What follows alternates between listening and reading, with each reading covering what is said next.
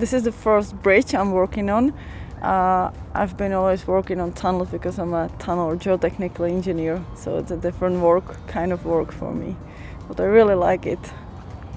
So the Negrelli Viaduct is a cultural heritage, so all the works on the visible parts, I mean not covered, had to be approved by the heritage authorities. Also, we had met a lot of surprises because of the missing archive documents, so we had to deal up with a lot of things different from the state described in the design documents.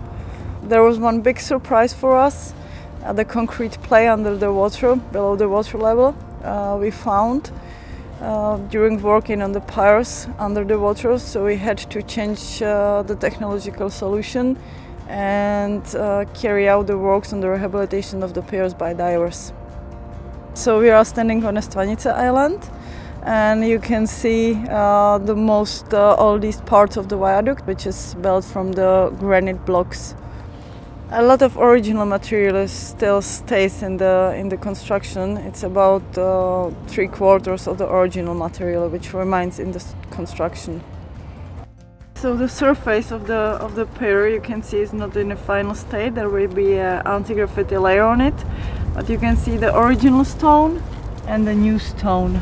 So each part was individually numbered with a numerical code, which determined its location in the structure.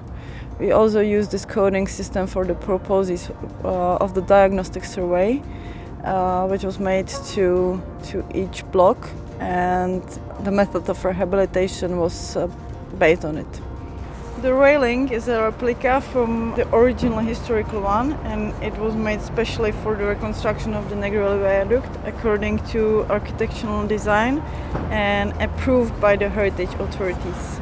The reconstruction is also a contribution for inhabitants in the area around the viaduct, because the reconstruction will bring noise reduce using anti-vibration mats, and it will also change the area around the viaduct completely. It wasn't very nice before.